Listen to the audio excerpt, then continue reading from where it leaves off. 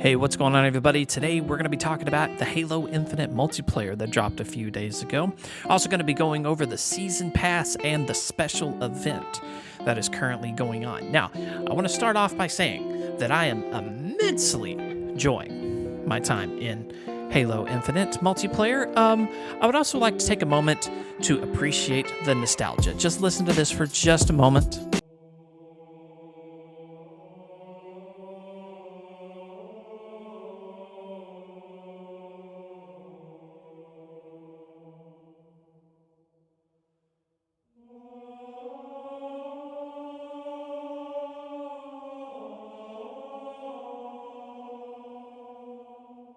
Oh man, if that just doesn't bring you back to the golden age of gaming with Halo, I honestly don't know what would.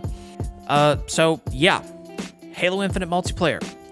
So we got a lot of stuff going on here. For starters, the game looks gorgeous.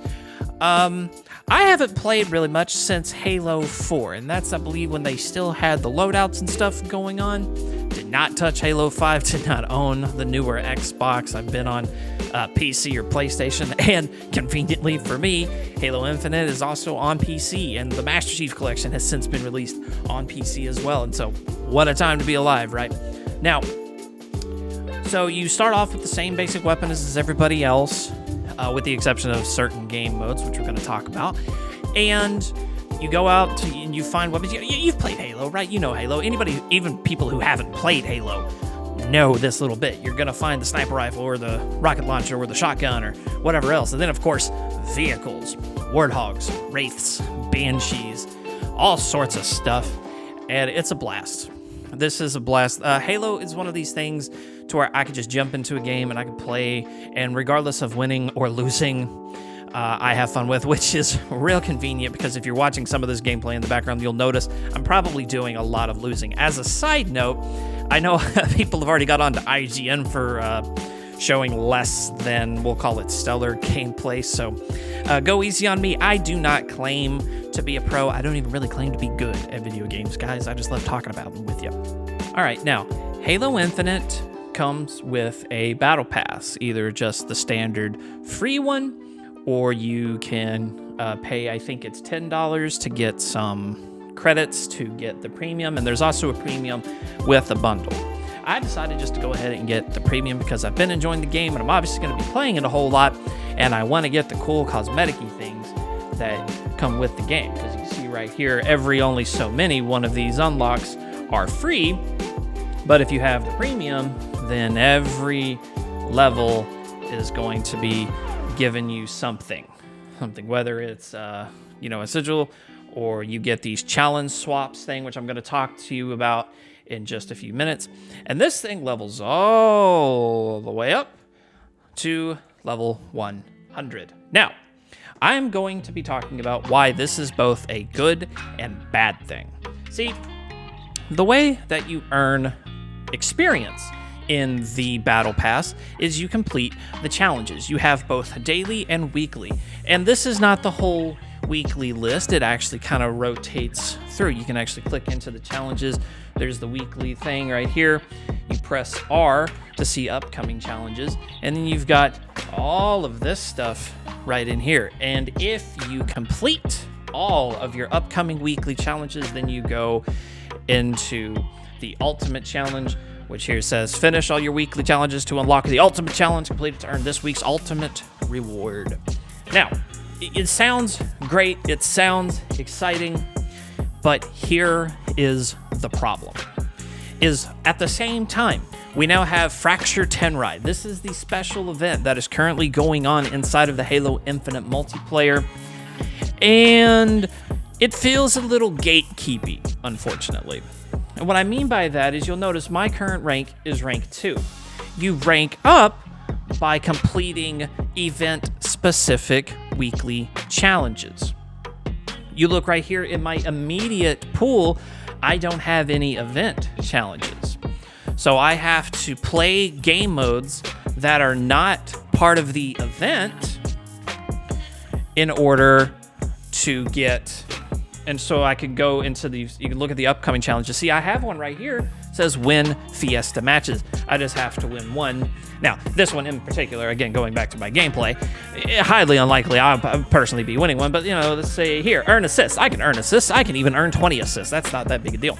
But I can't get to it until I clear up enough slots up here to get. At least I think this is how these are rotating on. It seems to be. So you got that going on. And then just the Battle Pass in general, I feel a little bit... I don't know. I'm a little bit uneasy about it, mainly because just the amount of time this seems like this is going to take. Now, for the regular Battle Pass, while it is possible with the current time you have left, because you get 50 experience per match that you play, you have over 100 days left in the Battle Pass, so 20 matches a day guarantees you to get the Battle Pass leveled up. There's some depressing math for you. Now, the other weekly challenges give you 200, 300 experience a pop, so those can kind of help you along. But again, the Fracture Tenrai stuff requires that you complete those specific events in order to level up that particular pass. We only got 5 days before this one is done. So, little bit pressed for time, feels a little bit gatekeepy. Now, the new game mode that is introduced in this special season event is called Fiesta, and it is basically team versus team Slayer, with everybody spawning in with random loadouts. And I do mean random. Shotgun, sniper, sword, gravity hammer, whatever. You truly do not know what you're going to be getting when you spawn in. Now, you can pick up opponents' weapons if you manage to kill them to kind of make your own loadout a little bit better if you run out of ammo and whatnot. But still, that's the game mode. And as far as something that's groundbreaking, this kind of just misses the mark. Don't get me wrong, this game mode is a lot of fun, but it definitely doesn't show us anything new. And with only having 5 days in the season pass, minus the cool samurai armor, which you get at rank 5 of the Fractured Tenrai pass, by the way, not really a whole lot to really write home about. Now, to kind of summarize all of my thoughts and feelings about the Halo Infinite multiplayer right now, I don't believe anything that I've talked about is necessarily a cry or cause for despair, because there is plenty of time to adjust the pacing of this season pass. Again, we have 158 days until it is over with, so this could be plenty of time to complete the regular pass. But again, it does feel a little gatekeepy, and to be quite honest, the special event ones do feel a lot gatekeepy. Definitely a lot of stuff that's not necessarily part of the special event, but yet still it's in your way, and so you have to do that in order so you can go back to attempting the special event objectives and challenges. And that feels a little wrong. That feels definitely a little rough. I'm hoping to see some improvement on that front, and I think a lot of people are as well. But I don't want any of this particular negativity to really diminish anyone's view of the game, because number one, all this stuff is unlocking cosmetic stuff. The only strictly non-cosmetic things that you are unlocking in the Battle Pass are challenge swaps.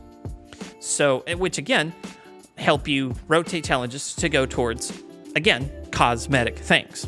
There are other games that we could name that had people grinding for things that actually affected gameplay, that actually affected whether or not they were going to win or lose, and really honestly even have fun in the game. This at least doesn't do that. While the armor cores and attachments and the colors and the sigils are all well and good and they're cool, once again, Bungie did at least evade the sin of getting it to where it directly affects the gameplay. Does it necessarily excuse them making it so difficult to progress it? Not necessarily, but again, I think they have time to adjust course. Whether they will or not does remain to be seen. Like I said, there's a lot of other moving parts to this game as a whole. We haven't even seen the campaign yet. We've seen some previews of the campaign. We know it's basically going to be Far Cry Halo, which I am here for, don't get me wrong. And there is still ample opportunities to add new things, to improve on existing content, to do all sorts of stuff. So as a whole, I think Halo Infinite is going to be a winner. I think the multiplayer is a winner right now, despite the issues with the Battle Pass. So if you're not playing this game, I would highly recommend and encourage you to do so. Let me know in the comments if you're interested in playing it. If you're already playing it, maybe even what level your Battle Pass is. You might have more time on your hands than I do, and you're probably just better at the game than me, so who knows. But that'll be all for today. Thank you all for watching, and by the time this video goes live, a very happy Thanksgiving to all of you. Have a safe and joyous holiday, and we'll see you for the next one.